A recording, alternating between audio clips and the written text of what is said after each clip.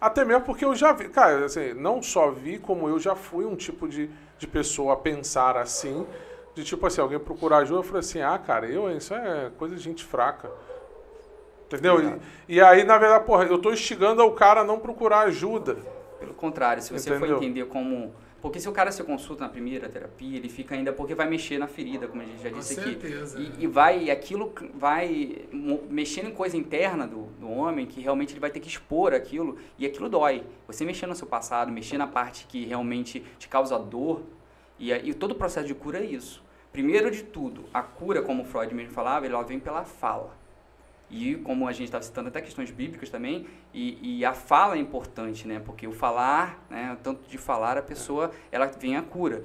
Então, realmente, Freud, ele fala, a cura vem pela fala. Se o homem, ele não procura ajuda, terapia, para poder falar e botar para fora aquilo que realmente está dentro dele, ele precisa realmente se expor, realmente ele sai de uma zona de conforto, ele está ali segurando todos os problemas dele internos e não procura ajuda. Quando ele procura ali, ele vai precisar falar. Ele vai precisar expor. Exatamente. E a partir do momento que ele expõe, ele vai falando, ele vai se curando, porque é claro que o profissional que vai tratar dele, o terapeuta, seja psicanalista ou psicólogo, ele vai ter o feedback de pegar no ponto certo para ir conduzindo, né? Ele é um analista, ele vai analisar aqueles pontos que ele precisa trabalhar e vai induzindo ele de certa forma. Primeiro a psicanálise trabalha muito isso, deixar ele livre, a pessoa discorrer livremente daquilo que ele quer falar. Fala. Porque tudo é importante. Na psicanálise, cada coisa. Se o cara está falando do futebol que ele jogou no final de semana, porque o psicanalista ele vai te atender e vai falar, poxa, me fala aí como está sua semana, como foi sua semana,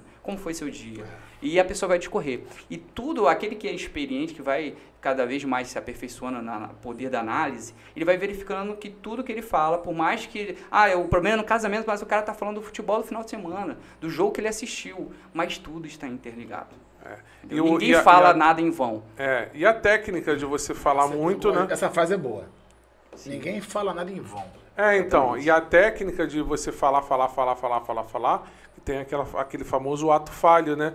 Numa dessa você solta um negócio que o especialista pega e, opa, é isso aqui que eu precisava para poder anotar, entendeu? Sim, aí ele vai utilizar aquilo ali, ele na verdade é como se fosse um investigador. Uhum. Ele está investigando desde o passado da pessoa até a atualidade, para achar da onde vem o problema, qual é a fonte do problema. E muitas das vezes, como eu disse, vem da infância, quase 80%, 90% é da forma que a pessoa é criada. Tem os complexos de Édipo, não sei se você já ouviu falar como funciona. Ele tem, principalmente a menina, precisa da presença masculina. Então, o complexo de Édipo chega a uma fase, né, entre 4, 5, 6 anos ali, que a criança, o homem principalmente, primeiro ele ama a mãe, né? Ele passa a amar como criança, fica apaixonado. Só que tem em algum momento ali tem a presença masculina, por isso que é importante a presença masculina. Quebra a ruptura, né? Tem a ruptura porque ele fala, opa, essa mulher é minha, né? Então tem aquela questão da castração, que eu falo, eu tenho medo, que o pai ele tem o poder, ele tem um falo, né? Então ele intimida a criança, poxa, eu não posso, porque a mulher é do meu pai. E começa a entender, aí começa a formar ali o superego, porque é o não, você não pode. Por mais que tente a criança, sempre vai testar você, né? Não. Mas a partir do momento que o pai ali tem a postura, não. E com a menina é diferente, a menina fica apaixonada por quem? Pelo pai, né? E entra em disputa com a mãe, em concorrência ali, né? Até ela entender que ela não pode fazer isso e o superego vai ser desenvolvido, existe esse complexo. Quando no quadro familiar não existe a presença do pai e da mãe, geralmente gera algum problema no futuro, entendeu? Alguma neurose, algum complexo que a pessoa pode estar sofrendo ali por causa daquele trauma que ela não teve essa formação do complexo de Édipo, não passou por essa etapa da vida. Então, por isso que a figura feminina, as mulheres têm muitos problemas em relacionamento também, insegurança no relacionamento, porque ela não teve... O pai dela, às vezes, abandonou ela numa fase dessa. Por abandono, prejudica no relacionamento dela com o namorado, com o esposo. Porque ela tem um medo sempre de ser abandonada. Isso abrange a sexualidade até o desempenho do trabalho. Sim, cara, em todas as áreas da vida. A gente, na verdade, é um todo. Né? A gente tá falando um pouco de relacionamento, né? Porque é um tema muito bacana, mas trabalho também a gente pode separar, porque tudo está interligado. Exatamente. Por exemplo, você está falando aí, inclusive tem muitas mulheres que não concordam quando se fala isso, apesar que isso aí é genética, né? De que tipo, não tem nada a ver, porque o meu filho, eu criei ele sem um pai, e o meu filho é uma ótima... Eu não precisei cara, não precisou. Homem. Cara, assim, sim, precisou porque isso é genético. Isso é algo que vem já... É intrínseco. Tá intrínseco. Não tem, assim, hoje o meu filho tá com 10 anos, cara, e agora é uma fase que, às vezes, até quem me acompanha no WhatsApp vê, assim, cara...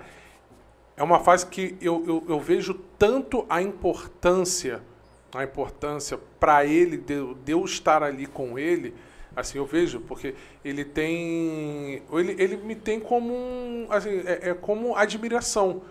Eu levo ele para trabalhar comigo, eu faço as coisas com ele me pergunta as coisas, ele quer copiar, inclusive.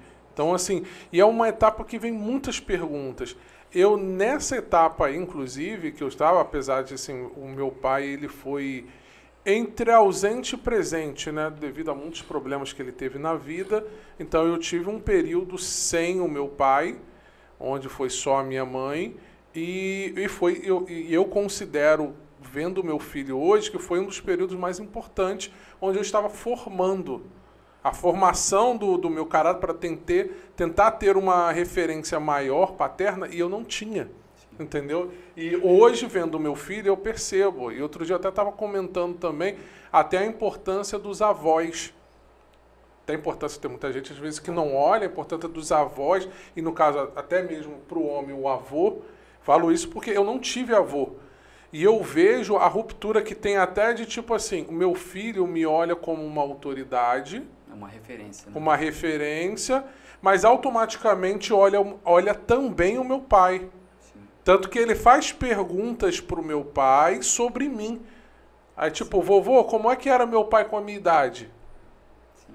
Entendeu? Por quê? Porque ele quer entender quando eu era pequeno eu estava fazendo a mesma coisa que ele. E ele procura essa referência masculina para formar. Ele está se exatamente. Formação, né?